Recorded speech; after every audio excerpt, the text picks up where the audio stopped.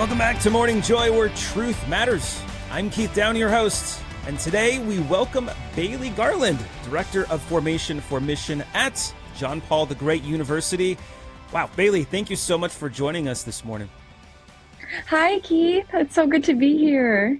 Yeah, definitely. Well, thank you so much. I know it's very early for you, but before we get too far into it, I recently found out that every once in a while you help Catholic Spirit Radio out. Tell us a little about that. I do, yeah. So, in my first year at JP Catholic, I started a podcast called Letter to Artist, which was all about, it was inspired by JP2's encyclical by the same name, and where I interviewed our community of creative Catholics that we had at JP Catholic, and then I kind of started expanding to other folks. And so I originally, though, am from Illinois. And so when Bloomington, Catholic Spirit Radio in Bloomington, Illinois, that's where I went to college, near Illinois State University, or at Illinois State University. And so when they found out about the show, they asked me if they could air it. And I was like, absolutely. And so we kind of started to create a little partnership there. So every so often I'll hop on and help them with their annual appeals and stuff like that. That's so cool. We love Catholic Spirit Radio. Yeah. So for those that may not be familiar with John Paul the Great Catholic University there, could you maybe paint us a little picture of what it's like to be a student on campus? Like, is it different than any, secular college out there? Yeah, absolutely. I mean, having been to a public university and then coming out here to a Catholic college, the difference is quite large in the sense of the community is solely based on the Catholic faith. Our day is centered around Christ. Literally, we have Mass at 11 a.m. So that's kind of like what I like to think in the student life department, my little pitching point, is that we're physically centered on Christ every day. But it's really beautiful because we're in the middle of SoCal, right? And we're on this tiny, we blend right in to the community. So we're 3 building. Now we've got 5 buildings, but 2 of them are not completed yet. So we've got 3 buildings, and we're right on the corner of Grand Avenue, the little small town hub of Escondido, California. And we've got 3 degrees, but many emphases off the degrees. So we've got communications, media, humanities, and business, but then we've got many emphases. So within communications media, it would be film production, acting, all these different types of things. And actually, we have a BFA as well in the visual arts. So we just added that. So illustration, game development, things like that, you can get a BFA in. So we're very creative. And business innovation, those are our 2 pitching points. But I think the most beautiful thing about being such a small, tiny Catholic school is just the sense of community that you can have. As you mentioned, I'm the Director of Formation for Mission in the Student Life Department. And so we're able to meet with every single student pretty much like every single year. We've got a system in place where we have face-to-face one-on-one formation time with every single student. We've got 300 students, and you just won't find that at a large university. It's just not possible. And the bandwidth is not there. Yeah, I can imagine. And that's I feel like, especially in that world, in some of these industries like the arts and business, you need to have, these students definitely need to have something like that to help prepare them for, quote unquote, the real world, which is kind of funny because it didn't really put 2 and 2 together about the university there. It's based for creatives, and of course St. Celia's feast day is today, so it's really interesting how that all played out. Yes. But really quickly, how would you describe the overall spiritual atmosphere on campus, though? Are there any particular moments or events where you actually see the students' faith come alive? Yeah, that's a beautiful question. So I think the really actually most beautiful part to me is that it's so integrated into their daily lives. Like I mentioned, we have the 11 a.m. daily Mass, and after that, every day for an hour, we've got adoration before the Blessed Sacrament and confessions available. But then, aside from that, like every teacher's praying in class. There's, I don't know, something that I just love this idea because it reminds me of like Bethlehem, right? Like everything's quiet and Jesus is found in the inn. We don't have a chapel right now. We're working on building one, but we have Mass every day in classroom M, and we have this tiny little chapel where Jesus resides for us to have the Blessed Sacrament. So I see their faith come alive in the sense of that they really have to allow Jesus to come into their ordinary space every day. And that's really cool. We have that, again, that small little room. It's just classrooms, one with the Hmm. Blessed Sacrament in it, and then one that we transform into the chapel every day for Mass. Right after the class, 10 minutes go by and we flip it into the chapel and then we flip it back into the classroom. But aside from that, so I run a retreat system. So each quarter we offer a retreat, whether that's off campus or on campus. So one quarter we'll go off campus, and we just had our fall retreat a couple weeks ago. It was called Into the Deep, and we always have like a sub theme. So Into the Deep is the general theme, and then this year was Into the Deep of the Eucharistic Heart, kind of following this Eucharistic Heart theme. And Blessed Carlo Acutis was our patron person at the time, but now he's going to be a saint. Praise be to God. They just announced that he'll be canonized in April, I believe, is the month. Yeah. But yeah, we see the students faith come alive. We had 35 students serve in 30 retreatants on that team. So it was a 65-person retreat, and they volunteered their time to do spiritual formation and service in order to lead that retreat. So that was really beautiful for me to watch. And then we also bring religious onto our campus for like religious days to expose them to vocations, which is cool.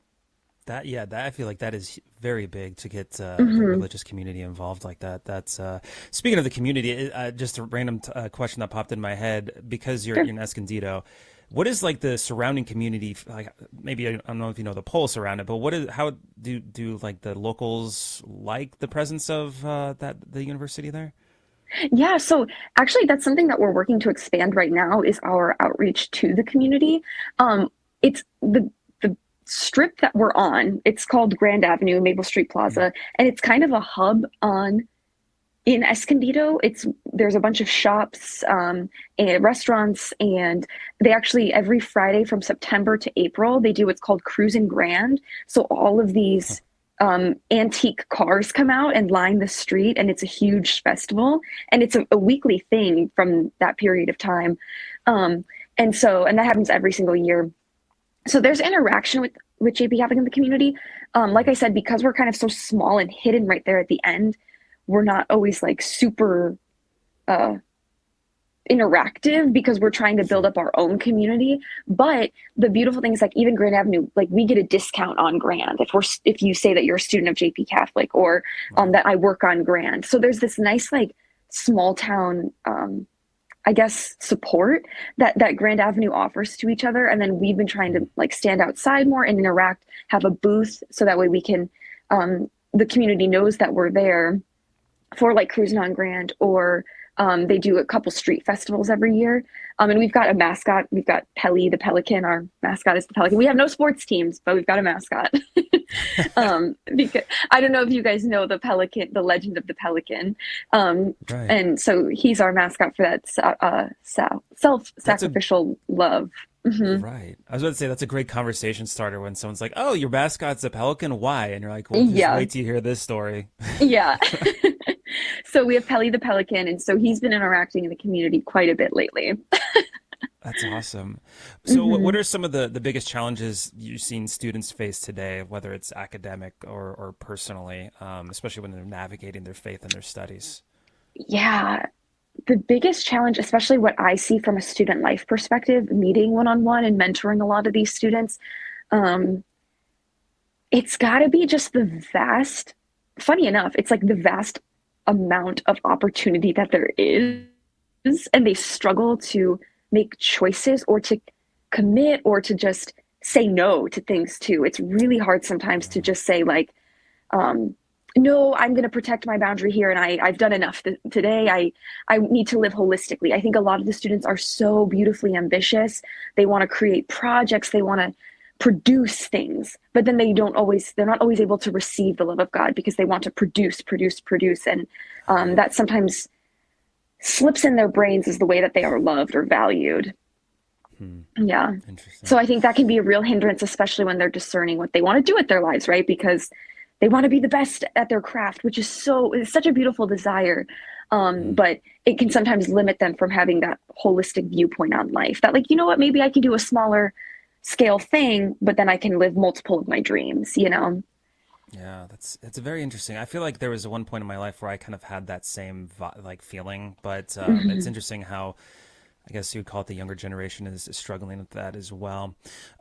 Any recurring themes or questions that you see students grappling with as they discern their vocations and maybe their purpose in life? Yeah. Um, I think going off of what I had just said about like the need to Yeah. produce or feeling like they need to Yeah. produce, I think that sometimes, excuse me, trickles into a scrupulosity. So I think I often see scrupulosity slip in of, Mm.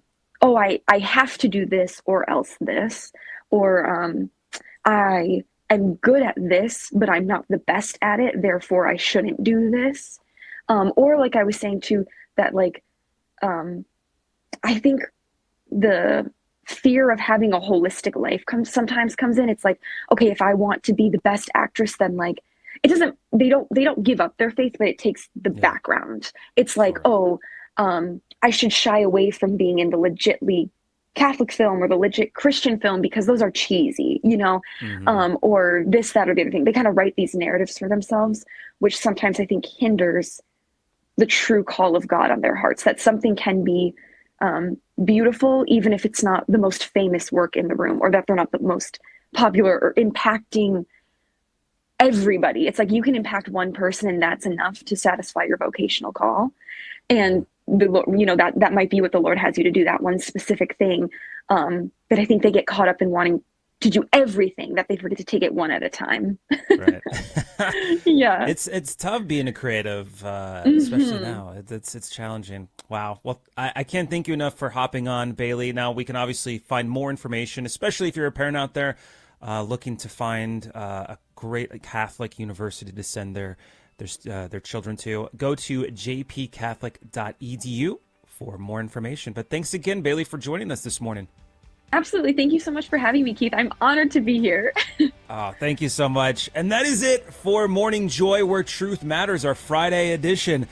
So there's a couple of things. You probably know them by now, probably memorize them. There's two ways that we can part ways. One, if you're listening on the radio, especially, Holy Mass is coming up next. So please, if you're going to stay tuned for that, pray for us. We will continue to pray for you always. Otherwise, especially if you're on social media, stay put. We're going to be transitioning on over to our after show clubhouse, which is just a wonderful way to get more in touch with you interactively, and then also debrief from the show and maybe expand on a few of the topics and share some stories we wouldn't normally share on air. So make sure to tune into that. Otherwise, God bless and make it a joyful weekend. We'll see you Monday. This has been Morning Joy, where truth matters, hosted by Keith Downey. Take some joy with you today. Visit grnonline.com/joy to listen again, share a segment, or answer the question of the day. That's grnonline.com/joy.